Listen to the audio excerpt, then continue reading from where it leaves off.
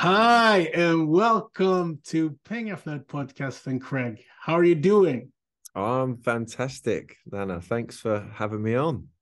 Yeah, I just saw your post today, the G Wagon. Is that the goal this It's year, huh?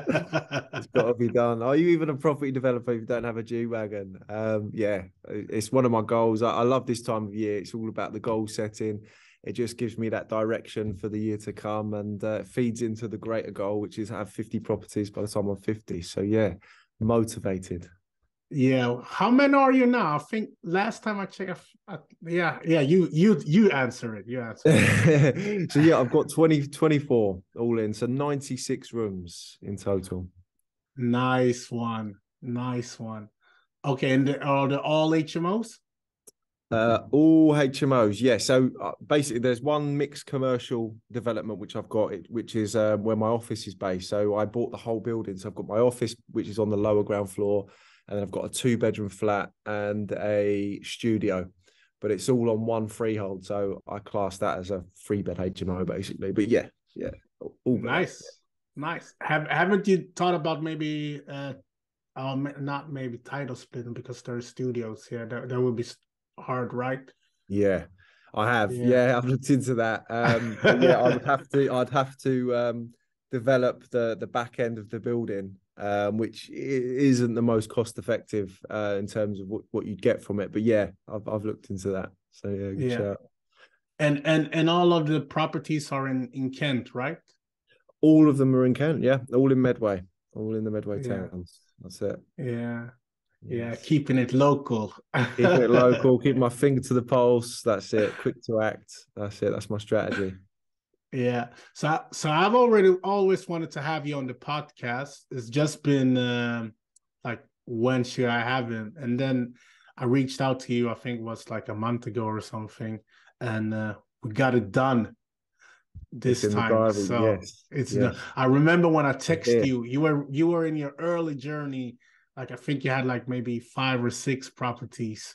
Uh then I text you through my personal page. I think it was 2018. Okay.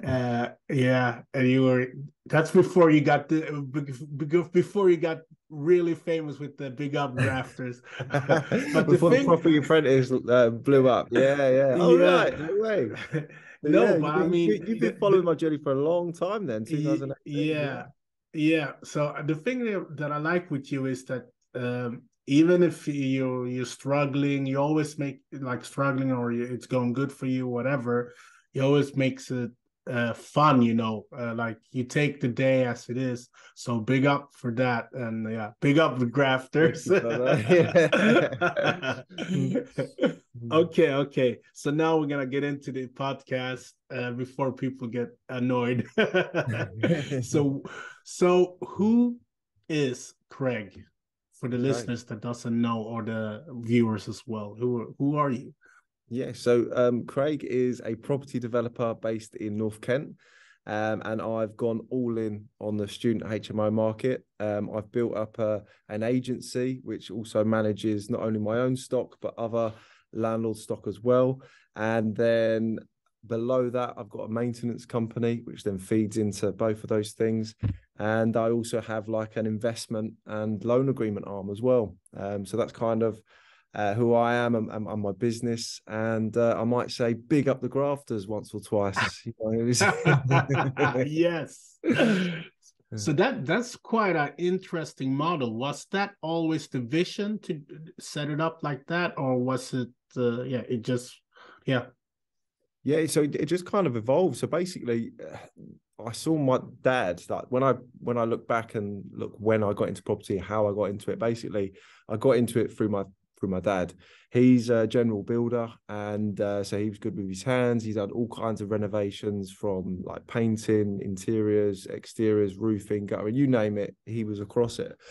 So growing up, he would get me to come with him on weekends or sometimes on when I had days off school, and he'd get me to help him.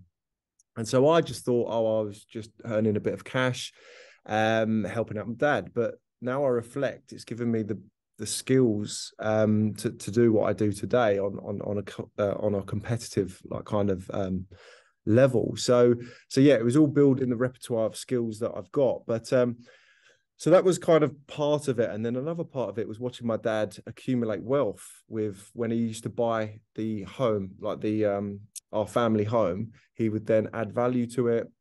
He would then sell that and then move on to a bigger house or somewhere in a better location. And yeah, and then I could kind of see the wealth he was accumulating from that. So that was kind of, those are the two things that kind of really like the penny dropped. And then the third thing, which is how I got into student HMOs, is when I came to university, and then I saw this massive gap in the market for high-end accommodation and also a good service of management, because when I went, I just didn't have that. I would just have, it was very, very basic housing. The furniture was crap. The service was really, really bad. And so, yeah, those were the three kind of combinations. And then, yeah, that's how I've kind of got into it. And then as time's got on, I've scaled it, I've saved, I've scaled it again. And just through networking, landlords have seen like how I manage, how I work, and they kind of like that. And then they've given me the keys to their properties. And then it's kind of just grown into the beast it is today. So, yeah, it's kind of evolved. It was never the vision. It was never like, oh, right, that's where I want to be. And that's how I'm going to get there. It's just, yeah, I've just taken it as it comes and evolved it. Yeah, that's great. And when did the G-Wagon vision come? So the G-Wagon, so I'm not a big like flashy person at all, no, but I'll tell you what, now that I've got kids and I've got a family, and there's that phase in your life, I think everyone goes through it, where it's all about the graft and the grind and building that momentum. And I've kind of done that for the last like 10 years. And now things have changed from a macro perspective. I think, yeah, I've taken the foot off the gas. So kind of my mindset's changed a bit. So now I'm thinking, okay, well, I've accumulated some good wealth. I've got some good income coming in. Let's start to enjoy it. And now I've got the family here. I want to start enjoying it with them as well. So yeah, I've sat down, and there's a few podcasts which I'll go into later on on this podcast, I'm sure. And it's kind of, yeah, it's changed my perspective of how, yes, you graft and you grind and you save, and then you get to a point where it's okay, well, I want to enjoy it now. And that's kind of where I am. That's why the G-Wagons come in. It's something that's like very still far away. I mean, it's like a 200 grand car. Do you know what I mean, Nana? It's not like saying, it's just like, oh, I don't know. It's a lot of money to spend on a car, considering at the moment I've just got a BMW 3 Series estate. Do you know what I mean? Which I'm quite happy with. So, but no, it's a good goal to have, and yeah, I'm sure I'll reach it. But that's the whole reason behind it. It's just to give that, yeah, give me a little bit of fun, a little bit of reach to you definitely reach it. I'm just cracking some jokes with you. Okay. So would you consider another demographic or strategy, or is Absolutely, yes. So I've tinkered with every buy-to-let strategy except for assisted living, but at the moment I'm actually in talks with people who are offering to take my properties on through assisted living means. So yeah, that's still early days, but I've been to the buy-to-let model, I've been the professional HMO model, and I'm currently doing the student HMO model. And for me, Nana, the student HMO model is just the sweet spot for investing, especially in my area as well, in Gillingham and Kent, or in Medway. It's in Gillingham, it's quite a low income area. So like with respect to people that live there, when you look at the stats, it's a low income area.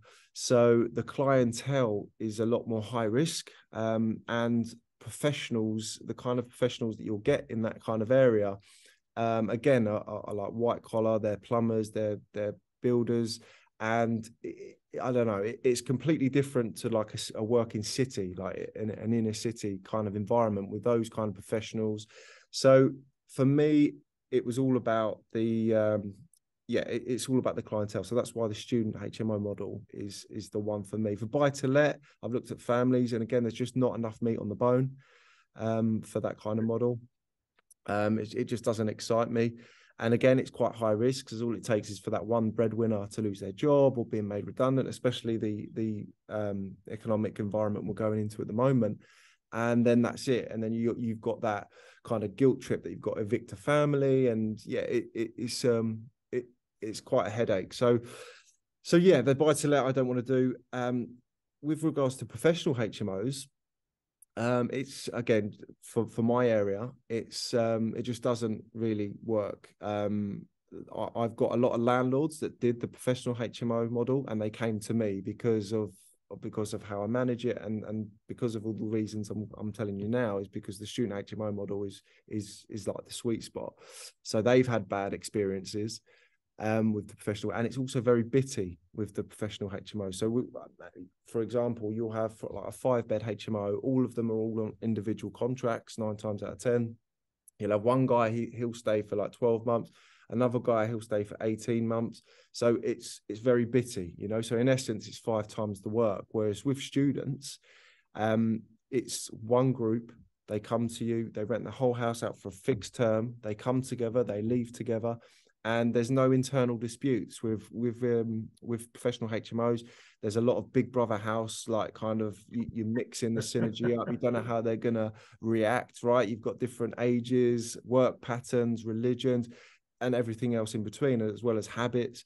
So you've got all of that to contend with a professional HMO. So there's a lot of people management with a professional HMO. So I'm not saying student HMOs are perfect, but from my opinion, it's better to have a group that all know each other's like boundaries and stuff like that. It's just way more better because they'll talk to each other and they'll talk it out before they come to you.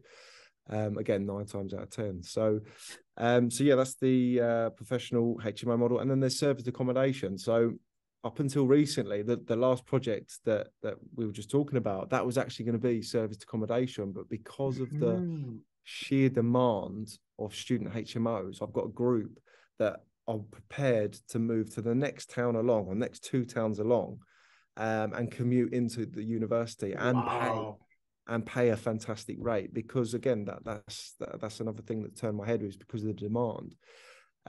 So yeah, that's it. So I've dabbled across all, but yeah, for me, I'll advise anyone, as long as you've got the opportunity to do so, get into the student HMO game. Yeah, okay, that was really good answer. I have also something that I'm thinking about is that when you do it, like you said, that you put them on one tenancy agreement, then you don't need to, like when you have like a normal HMO, every time when one leave, you need to pay that fee for them for finding a new tenant, a tenant finding fee, and etc. All of these costs. For us as an investor, as a letting agent, is quite good, but us as an investor is quite, that takes out of your profit, obviously. Absolutely, yeah.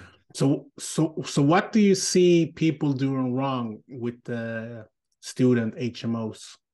So from an agency point of view, so like I said, I meet a lot of landlords, and I'd say the number one thing is they underestimate the management of a student HMO, because obviously these are young adults, they're quite heavy-handed. Some of them, this is their first like home away from home, so they're a bit excited, and there's a lot of hand-holding.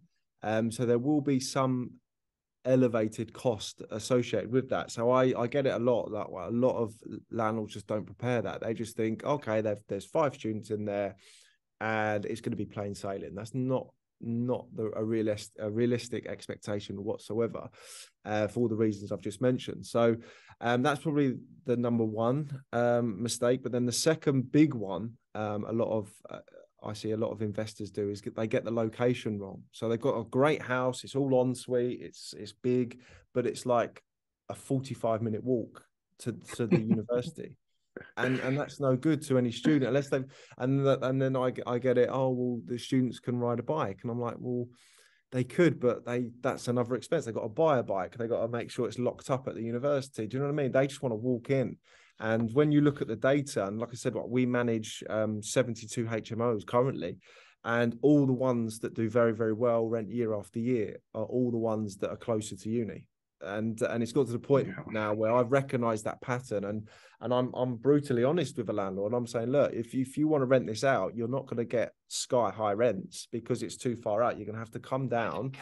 You're going to have to come down with the rent rate because it's a disadvantage to all of the other properties that we've got. And some of them like it, some of them don't listen, and they say no. And I'd say those are the top two that keep reoccurring. Is that yeah, with all the goodwill in the world, they've got a great house. It's just in the wrong location. It's just too far. So let's say, how much should, let's say, if you were interested in doing the student HMOs, what should you put in at maintenance? How much percentage should you put in your spreadsheet? Sure. So I put in about £100 a month. So yeah, £100 a month, and that usually covers everything, like all the little bits. So like mold, and if anything falls under that, then it's a bonus, right? So that's like mold, like banisters. Sometimes banisters come loose, the ones that are attached to the wall, not opposed to the string ones. What else is there? Leaks, like there's leaks with taps, depending on the type of tap that you've got. Shower heads. There's a list as long as your leg, but yeah, I'd say £100 would be a good buffer to cover that. Yeah. So what is that percentage wise? Just for the listeners that. It all depends on your rent rate, I guess. But yeah, I'd say a good ballpark figure is about £100. That's kind of what I would say. So whatever I assume you get that as a percentage, for what that is. But it's not much. I wouldn't say so. If you've got like a £2,000 a month income, I don't know what that would be. It'd be less than 5%. Yeah. Well, yeah. So yeah, okay. So what type of refurb do you do? Is it all in suite all the time, or is it? Yeah, no, it's a mix. It's a complete mix. So it all depends on what the project needs, really. So I've recently, in my personal projects, I've taken some on that just don't need work at all. Like, for example, my latest purchase was a 6-bed HMOs, and that just needed a lick of paint. One after that, sorry, that was a JV one, and that was bought as is. So literally, I had a tenancy in place, all the furniture was in place. We literally just exchanged keys. So as soon as we got the keys, it started generating revenue, which is fantastic. But then on the flip side of that, I've had houses where I've converted cellars, I've converted lofts, I've gone back to brick, I've added en suites. So yeah, you've done it all. Yeah, it completely varies. Yeah, but I'd say obviously the way it all depends on the strategy as well. If you want to refinance your money, those back to bricks are going to be the way forward, where you add the most amount of floor space, the most amount of in terms of en suites, fire doors, all of that stuff. Then that will, your return on investment will be a lot greater on that refinance. So yeah, it all depends on the strategy. But yeah, I've done a lot. So you mentioned before about the challenges that you have with the students. Is there any more if you compare to professional HMOs beside that you mentioned before? Yeah, so I'd say the difference is you'll get like neighbour disputes a lot more. So obviously with all of our properties, we've got our board above the front door or outside the property. So whenever there's a disturbance, a party, or there's loud noise, they're straight on the phone to us going, oh, your tenants, la, la, la, la. So it's like, okay, so you'll get that a lot more with student HMOs. And also rubbish as well, like rubbish disposal. Some students are quite lazy, and they won't pull their weight when they put out like the rubbish bags and stuff like that. So that can become a bit of an issue, especially when the neighbours are quite street proud, and there's like black bags of just rubbish everywhere where the everywhere have got it. Yeah, it's a bit bitty, but I'd say those are probably the only major differences from a student to a professional that I noticed. But as long as you hammer it home from the off and you come down on them when those reports come in, then two things will happen. One, the neighbours will respect you as an agency because they can see that you're doing your part. And secondly, the students will think, oh God, we can't get away with this. They're on it. Do you know what I mean? So yeah, that's key with the management, is make sure you're on it from the off. So do you feel that it's time, like do you think it takes a lot more time handling with students compared to professionals? Yes, I'd say so. Yes, yeah, and that's why you need to make sure your agent, or if you're going to do it, prepare yourself for that, because it is you, and there'll be things that you'll never even think of that will just like be sprung up on you, and you'll be like, what the hell, how's this happened? And you've got to prepare yourself for that. But if you're outsourcing it, then and it will only come with experience. The more you get in, the first time you get into it, you'll be like, okay, this is good. If you get a good group, and then once you get a bad group, and you don't know whether they're good or bad until they're in the house, right?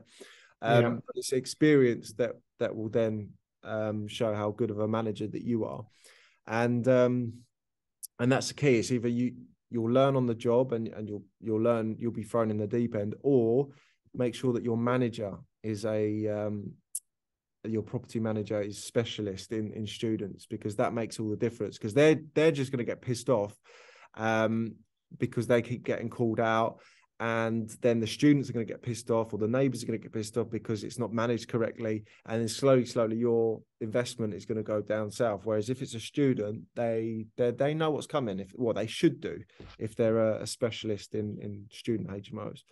So do you have like some like questions that you should ask that are like, okay, if they pass these questions, you maybe can move forward? Not so much that it's literally we have a good tenant agreement in the contract that we have, and it basically says the do's and don'ts, and if they do this and we're called out, then there's going to be a charge. You know what I mean? So it's still there in black and white. We make them sign against it.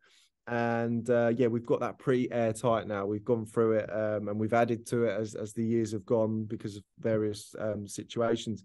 But yeah, that's key, is like you have that documentation, you refer back to it as well. So for example, one of them is reduced noise levels between 6 a.m. and 11 p.m. After that, it's not fair, especially if you're in a residential area. So if they do, we'll give them the benefit of the doubt the first time. We'll come down on them, but then we'll like screenshot that statement, say, look, we've got your signature on it. The next time this happens, we will have to revolt to the charge below, because that'll be a call out fee. So yeah, little things like that. And then they're like, oh, actually, and that's the key, is you just got to come down on it. And it's not being like Hitler, but it's like ruling with an iron fist. It's just being firm but fair, you know. Yeah, and so do you like, are the parents the guarantors? Is that like obligate? Absolutely, okay. Yes, and that's another thing why I love student HMOs, is because there's various reasons. One is because of the student loan. So, from a security perspective, your rent's being paid. They're going to call me up one day and say, oh, Craig, I've been made redundant. I can't pay my rent for the foreseeable future. That's never going to happen. The guarantors, so if they do default on their rent, then the guarantors will then obviously have to pay, who are usually their mums or dads or immediate family, which always helps, and they're homeowners. It's to do with the university cycle. So when the busy periods are, so the September check-ins and then the July, August check-out. So you can plan around that. Where again, with professionals, it's a bit bitty. They can just give 2 months notice, and then you're like, oh, okay, I've got to get that ready. What else is there? No council tax, so it's more profitable from the bottom line point of view. And in a recession, when the job market is a bit low and companies don't recruit, actual student demand goes up, because the students think, oh, do you know what? I'm going to stay on to do my master's, my PhD, and what do they all need? They all need accommodation, right? So yeah, there's loads of benefits from student HMOs. Yeah. Okay, that was good takeaway. So now we come into the the more gritty stuff that I would like to pick your brains off. So we all know about the white paper, Yes. and especially you're in the student market, like you said, you're very heavy into it. So, what's your take? And could you please tell the listeners what it's about? The section about student market, obviously, Of course. and Yeah. and if you think it's still attractive.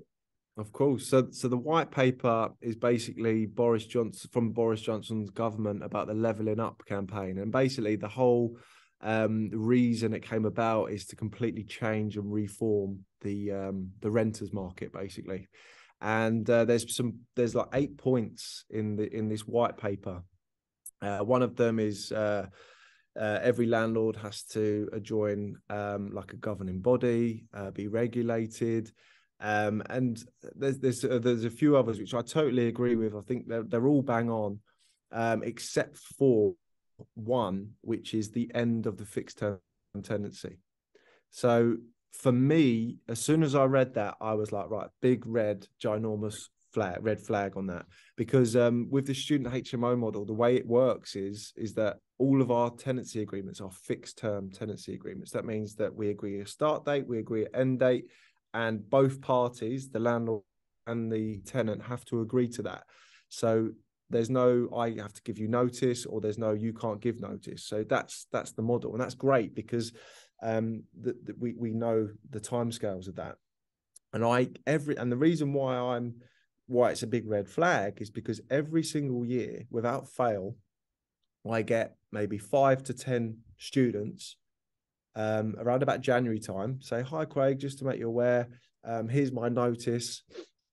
I no longer need the property because all my seminars are stopped and I can revise from home." And then at the moment, I can go back to them and say, "Well, thank you, but unfortunately that's been denied because you're in a fixed term tenancy. So therefore you're locked in for that fixed term." And that's the business model. Whereas if this white paper comes in, I don't have the power to do that, and they can leave after the 2 months. And my problem is, obviously, once word gets out and everyone knows about that, then they'll all do it. And the problem is, if they move in September and then say give their notice in January and then move out in March, that's April, May, June, July, August. That's 5 months of void, because no other student group's going to fill that void because the term's already started. Do you know what I mean? So it's a big issue. And they've got this in Scotland at the moment. And it's happened up there where no one rents to students because they know they're only going to be there for 6 or 7 months and then they'll give their notice in. So why would you rent to students? I'd rather rent that house out to a family even, because I know they're going to be there long term, or professionals. So as soon as I heard that, I thought, oh my God, this is not good. So yeah, that's the major thing that I've got against that. And even to the point that NLA, National Landlords Association, they're actually lobbying. They see that. They see it. All the student landlords have said, look, this is a problem because that completely fucks our model. Excuse my French. And so the NLA, I think it's their number one priority that they're lobbying against the government, is that, yeah, we agree with the renters reform. But the other one was the abolishment of the Section 21. That was the other point. One of the other points, which a lot of landlords are against. But actually, the end of the fixed term tenancy is above that, because they know how disastrous it can be. So that's kind of my take on it. And I've been speaking to other HMO developers and big landlords, student HMO landlords, and they seem not as worried as me. And I don't know why. Yeah, and I don't know why. I'm like, am I missing something? Like, am I missing something? And I spoke to a few people, and they're like, "Well, yeah, we'll just negotiate, because it's not like they can go anywhere else, and we'll get them to stay on." And I'm like, "Well, the whole point of this bill is that you can't do that. So it can't be mitigated against. So that's why I'm a bit concerned." So some days I wake up thinking, yeah, it's all going to be okay. If it comes in, I've still got good stock, because the students want the better stock. And I always try to aim to be in the top 10% of the market. So my stock is strong, but then nothing is stopping them from giving them, let's just say they stay on for 3 years, which is common. They'll stay on for 3 years. What is stopping them on their last year of uni doing exactly what I said? saying, well, we've got no loyalty to you because we've done our 2 years. We graduate in the summer. Here's our notice in January. We'll be out in March. We don't care. And it's like, well, I've got no leverage to hold them against. Do you know what I mean? So Yeah. So yeah, it's a big one, and I think that's gonna. It was meant to come in at the back end of 2022, but they've pushed it back. I said one of my predictions on my post is that it will come in on the spring budget in March, and I think so I guess you're stressed out in a way. I would. Yes and no, like yes and no. It's like I said. The good thing is I've all my tenancies are secured in advance. So that's the good thing about student lets is it's always secured. So I've still got one more year that locks them in, so to speak. So anything that's kind of signed up now is grandfathered in, so they can't go up. Okay, yeah. You know what I mean? So I'm safe for that 1 year, but then after that, yeah, it's so let's say this is a scenario. Let's say like you said, they come in with the spring budget. Are you gonna sell up all of your HMOs? I probably won't sell. I'll probably move some across to different strategies. So I'll probably look to do Airbnb because that's, again, yes, in terms of a workload perspective, it's quite high, but then the return is a lot higher as well. It's not passive. Far from it, but the good thing is I've got an existing HMO network. Do you know what I mean? So I can kind of adapt to that. I've got cleaners, I've got maintenance, I've got to buy linen, fine. Do you know what I mean? So I can adapt. Yeah. And I've already thought about that. I've already kind of got a basic business model and plan, but I'm just waiting for that white paper before I hit the nuke button. Initiate it. Yeah, because I was also looking into the student HMOs, but when I saw that white paper, I was like, I need to wait to see what happens first. Yeah, this is it. And the thing is, it will break a load of landlords. Like the people that don't know about this and don't see this coming. If you're in a high density student HMO area, you're going to be in ruin because that's just going to down value all of those. As soon as this comes in, all the lenders are going, well, your model's kind of fucked now. So I don't value it at this. I value it at this, because no other person's going to move into a high density student HMO area. Do you know what I mean? So from that perspective, it's big. It's big, and it's no wonder that a lot of landlords are exiting the market. Especially HMOs, especially. Let's say if they bring it up in the spring, like you said, how long do you think it will take before it will go through? Well, I'd say by the end of that year, so the end of 2023. Wow. Yeah. Wow. Okay, you're quick in the UK. Well, the thing is, it's all about votes, right? It's all about votes. Yeah. So you've got the general election happening next year. So they want to push it through. They'll want to push it through to say, look, we're on your side, tenants. Do you know what I mean? We're against the landlords. This is what we're bringing through. So it's a vote winner. And the other thing as well is within communities, there's politicians saying, oh, you lost your streets to student HMOs. I'm going to get them back. I'm all for the white paper. This is how we do it. Do you know what I mean? So it's not good news at all. British Sugar Vera and right.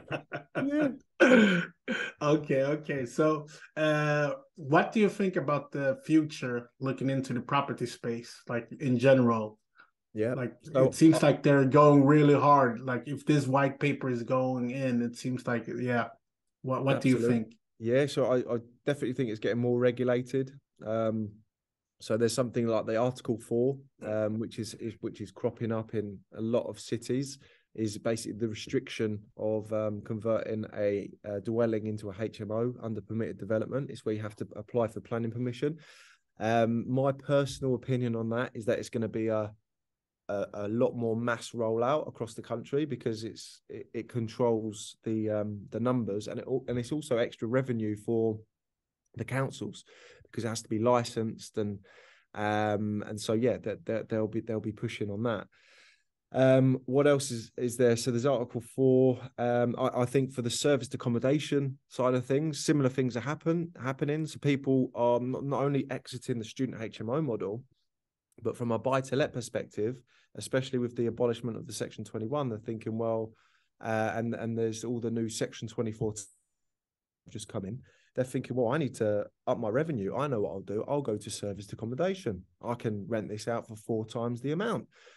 And everyone is doing that. There's that I'd say that is the hottest strategy at the moment. Like everyone and their dog is getting in on that. And so I think the government, obviously, they know about it. And I think they'll do a similar kind of rollout where you need a license to basically operate a serviced accommodation, which means that there'll be a limit, there'll be additional cost to the landlord to convert that, and it will be restrictive. And there's also, I've also seen it in, I think it's in Bath or York. I think it's in York, where there's a Labour MP pushing for that at the moment, just in her area. Because she's seeing that, because York's quite a not really nice place. So all these buy-to-lets, they're thinking, well, why would I rent out my 3-bedroom house to a family for £800 a month when I can get £2,000 a month renting it out part-time, and it's all fully furnished, and it's, do you know what I mean? So the numbers don't lie, and I don't blame them, but the government aren't going to have it because it's reducing their family stock and pushing up rents, which again is bad for votes. And we all know that they're not meeting their target of 300,000 houses every year. Exactly. So what's the easier option, right? They will target the landlords, restrict them. Yeah. So I have a question regarding. I forgot to mention it before. So, like you mentioned, we're going during the pandemic. I guess you had like students that were maybe going back home and doing direct, all of the school home digital. Are you seeing that like going more and more towards that? And like, is it getting more difficult as a student HMO landlord because we're getting more digital? Yeah. So one of the big trends, especially during COVID, the scary thing was that, a lot of the learning went online. However, there was good and bad points with that. The bad points was all the students, they don't need student accommodation for that because they can study from home. That was their argument. And there was a lot of pushback from a lot of my tenants to say that I'm not paying rent, the university's closed down, I'm moving back home, here's my key, sort of thing. And it was me pushing back, saying, no, this is the tenancy agreement. Until the government say otherwise, you have to stick to that. And I had like arguments with tenants, with guarantors, saying I was the bad guy, saying, how you hold my son accountable, my daughter accountable, the university's closed down. I was like, look, the landlord's still got the mortgage to pay. And unfortunately, because your son or daughter has no income, and that was never factored into this tenancy, and they're classed as a full-time student, they don't get the mortgage relief. So you can't use that again. And so they were like, do you know what I mean? So it was getting all of these tick boxes right when I present myself to them, because otherwise it would just end up in a blazing row. So there was that.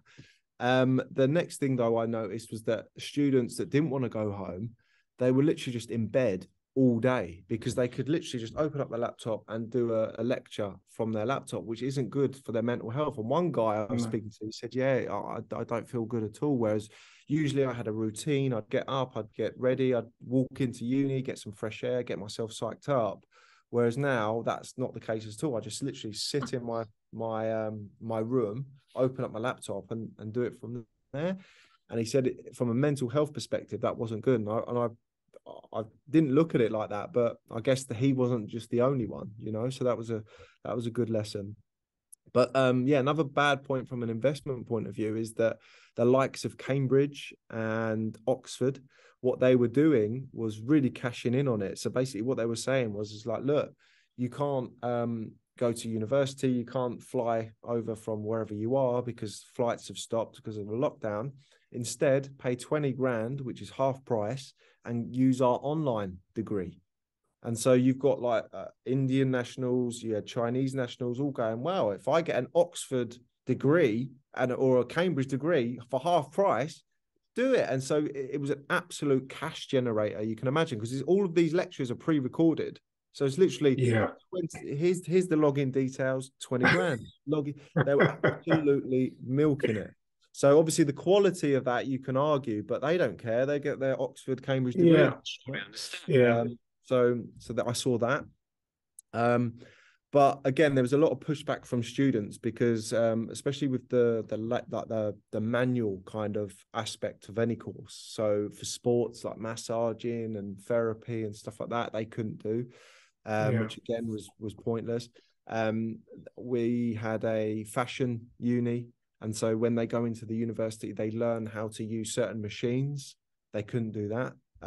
So there's a lot of pushback, and to be fair, I think the university opened up. They opened up when they did at a good time, because otherwise students would just be like, well, this is a con, we want our money back. And I think the government were tinkering and saying, well, look, that they got a point, you're not delivering the service, they're not getting these modules as agreed to them as the start of the course, they've got to be compensated. So that's when they opened up. So yeah, there was that to it. So I think there's always going to be that manual side which you need to cater for. But then maybe 10, 15 years from now, with the whole VR and virtual reality stuff, maybe that will be the replacement for it. I don't know. It won't be as good as actual physically touching the machines and massaging people for the therapy side of it. But it's something, right? It's better than just watching someone do it on a webcam. So that's kind of, something to look out for. So you're looking at that like in the future. You're watching the space. You have a lot of stuff to think. Absolutely. It's a minefield. Yeah, tell me about it. Big up, grafters. Well, welcome to exactly. Okay. So if people are following your social media, they know that you're very good with the micro, and I'm a fan of micro as well. That's how you invest. If you don't know what's happening, you don't know how your investment would go. So are we heading into a recession? I'd definitely say we're already in a recession, 100% in a recession. And so when you look at the definition of a recession, it's like 2 consecutive quarters of negative growth, right? Or negative GDP. And so I think we're there now. I know we had a little blip, but that was again because of Christmas. And we had an uplift there, but I think on the whole, all the stats and if you're looking at a dashboard now, it's like the blinkers are on to say that we're heading into a recession, which isn't good.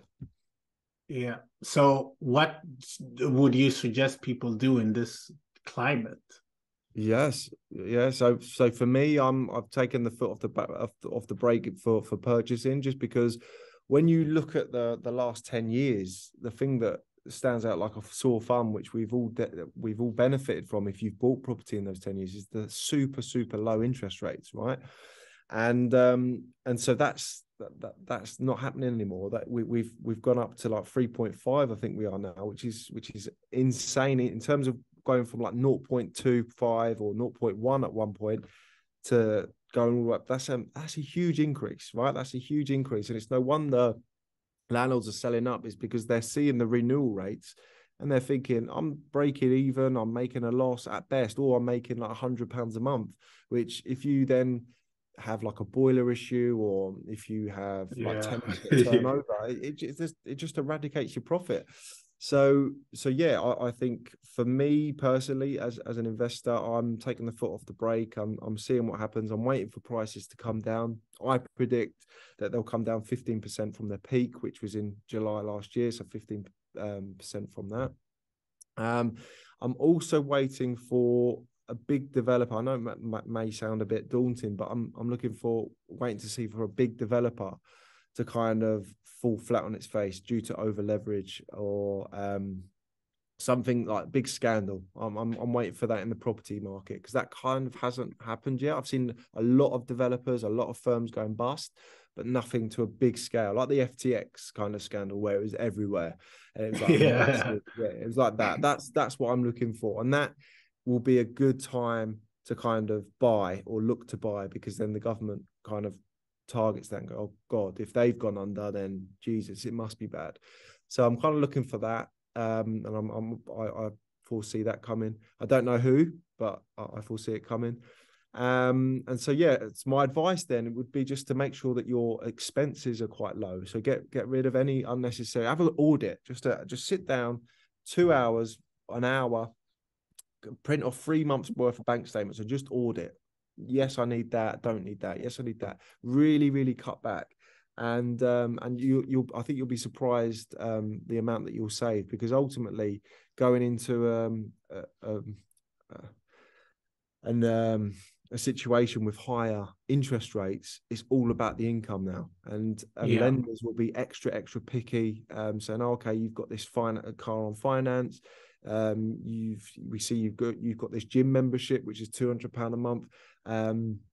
Do you know what I mean? All of those things you need to start thinking about. Right, will that eat into my affordability checks, which the lenders will do, because the rates have gone up unfortunately.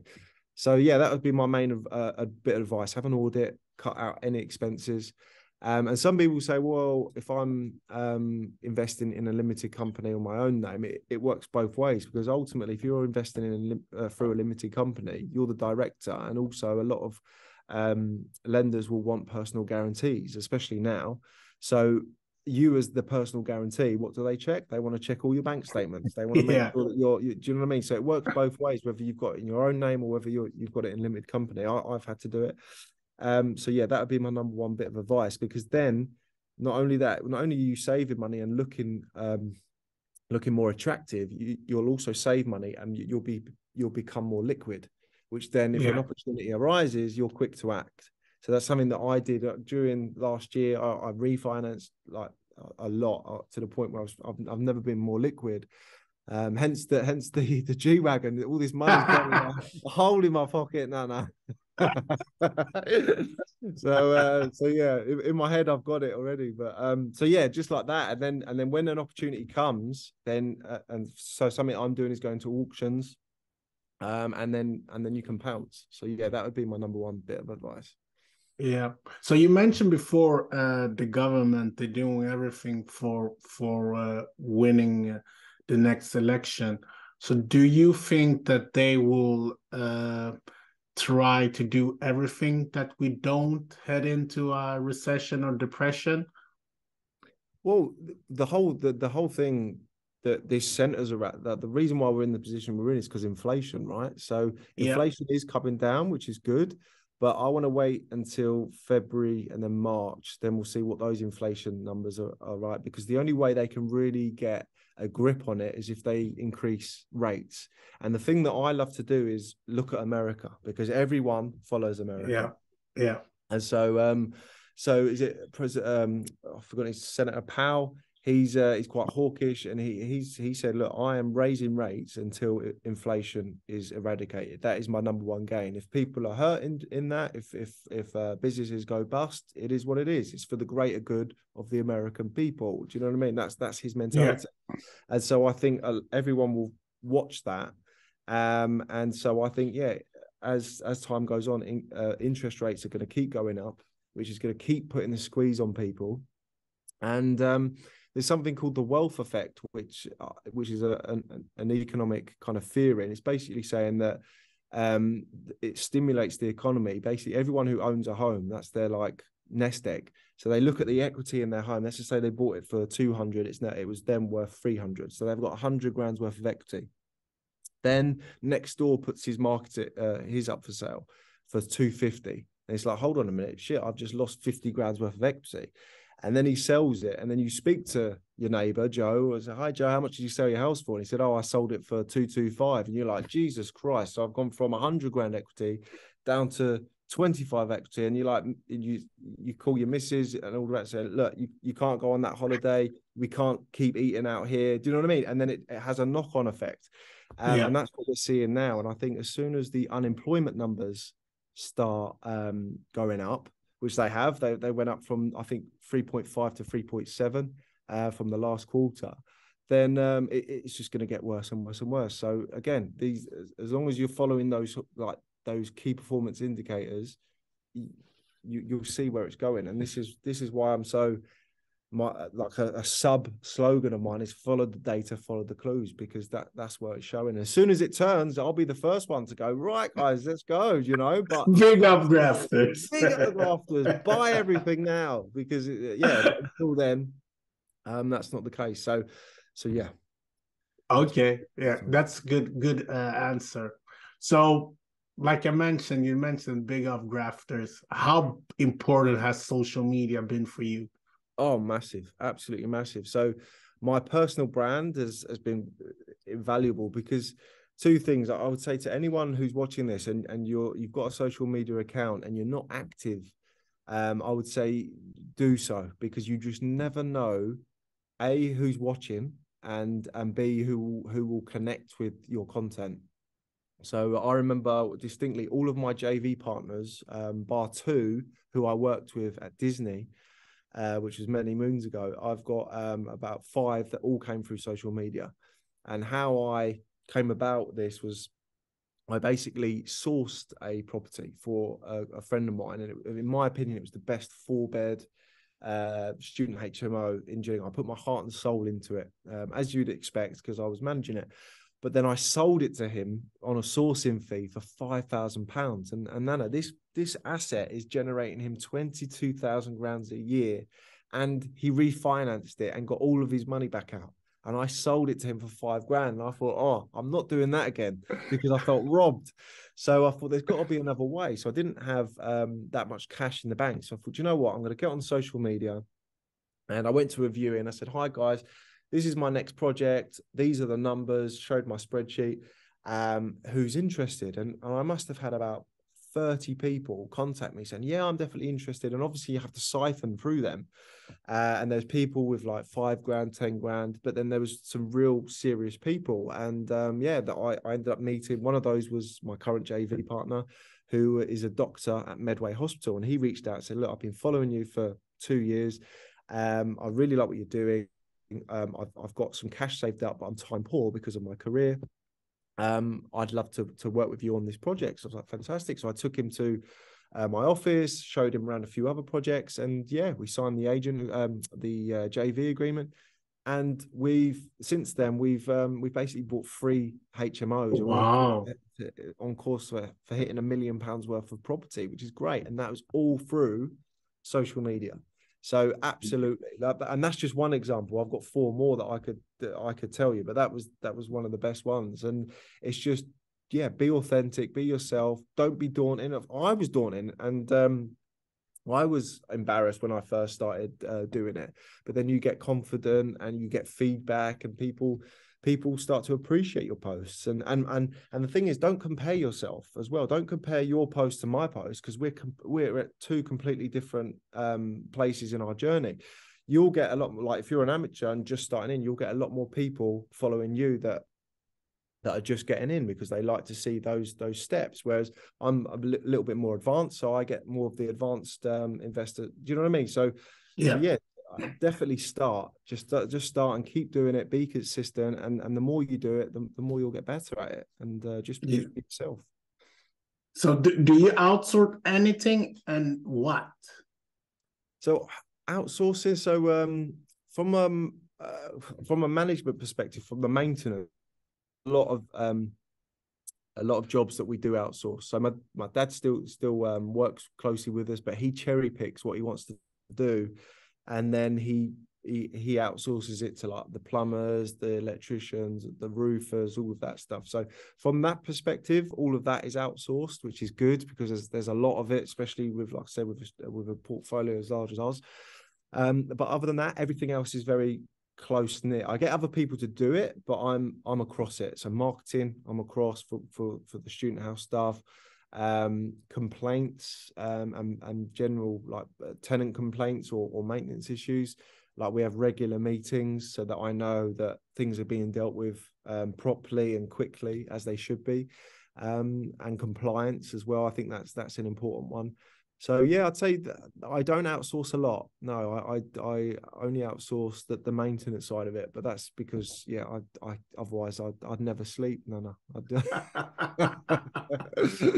Okay. So what programs and apps are must have? Must have, yes. So the what I basically structure the whole management side is a management software called 1090. And that handles rent, that handles compliance. It shows up like alerts. It does viewings, diarizes. It's fantastic. I'd say it's the most used tool that I use in the day-to-day running of my HMO business is that. The next one is Dropbox, because obviously the amount of tenancies, documents, everything, like all kinds of things, all goes into a shared Dropbox folder, and other people can get access to it, and then you can share it, and that's all kept up to date. So yeah, I'd say those are the two, the big ones is 1090 software and Dropbox. Okay, yeah. Thanks. So what tips can you give general, like if you have any more? Yeah, so general tips is again, no matter where you're at in your journey, I would just say be consistent, like keep going, baby steps, and keep moving forward. My point of view, if you're not moving forward, you're going backwards. There's literally one or two things, and it doesn't have to be buy and stuff like that, because the macroeconomic has changed. But what I would say is like go to networking events, keep your finger to the pulse, surround yourself with people that you could do business with or could lend to or borrow from. Do you know what I mean? When things open up, because it will happen, but just don't stop. Just keep going, and yeah, big up the grafters. Big up the grafters. Okay, so this is one of my favorite questions. What books or book would you recommend reading? Yes, so I've got 3 books for you. So yeah. all at different stages of your investment journey. So for me, the first one that completely changed everything was Rich Dad Poor Dad. It's a classic. Yeah, a lot of people have read that, but that's the one. If you're beginning and you want to get into property, just understanding the financial benefit of investing into property and the opportunities that it opens up for you is an absolute game changer. So that was number 1. And as soon as I opened that, I couldn't put it down. Number 2 is The Millionaire Next Door. That's a great book. It's basically a survey of I think hundreds of millionaires in the States, and basically it was recognizing different patterns, different traits, what they did in spending habits, what they invested in, when they invested it, how they arranged their estate when they popped their clogs. It is fantastic. Again, it was one of those books where I just couldn't put it down. I was really intrigued by it. So that's kind of like the second book. Once you've got your property and you're earning from it, it's a good one to fine tune how to run it. And then the next one, which I've just literally finished reading as of like yesterday, is called Die with Zero. And basically it's how you thumbs up, you've heard this one.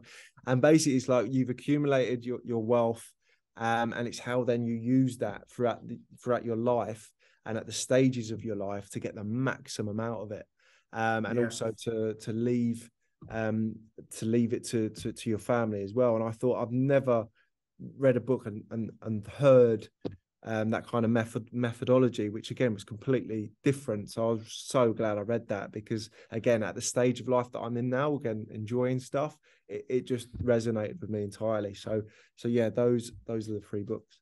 Yeah, great selection. I've read all of them. And and the Die with Zero, I read it, I think in October or something like that. And it just, like you said, it just flipped my mind, because you need to enjoy it as well, and not just save everything for a rainy day and like for your kids in the future, because you want to cherish the moment that you have with your children. I know you have one, but maybe you get one more. I don't know, but just to cherish. Yeah, I've got one coming as well. Another one Oh, coming. congrats. Yeah. Congrats. Thank you, brother. But that's what I mean. You need Yeah. to, because we're so good at, especially when you're investing, we're also so good at holding back because, oh, I can buy another property or I can, use this money for that. But at the same time, you don't know when it's your time to go, when Exactly. all of this stuff. So good one there. Three good books. So my last question before we wrap it up. If you had unlimited funds, who would you have as a mentor?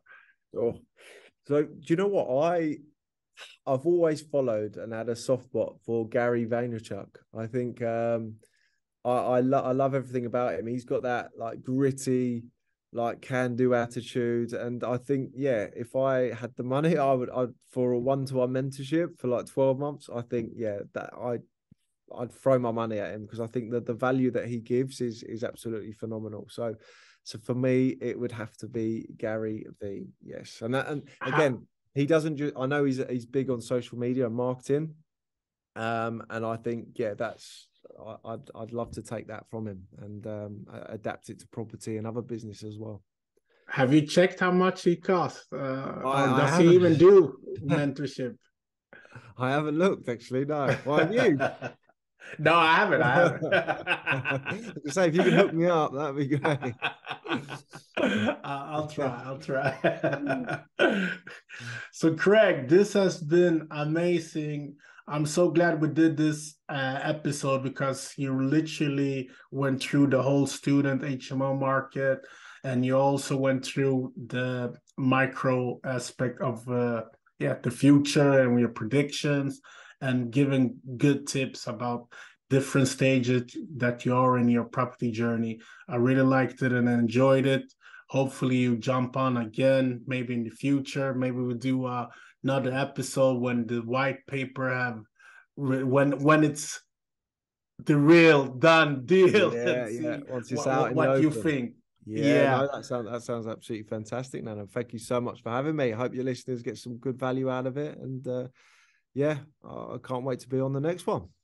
Yeah. So if you want to say anything to the listeners and like drop your details, some big up grafters, obviously. This is your time. Yes, guys. So please stay in touch. I'd love to see what people are up to, and if you did get value, please let me know. Like I said, I love it when people take time out of the day just to say, oh yeah, I found this useful, or I use this to get somewhere. That's great. So please use my socials. So it's the Property Apprentice on Instagram. That's my main one. And big up the grafters. And with that, we ended. Don't be stressed. Invest, people. Bye.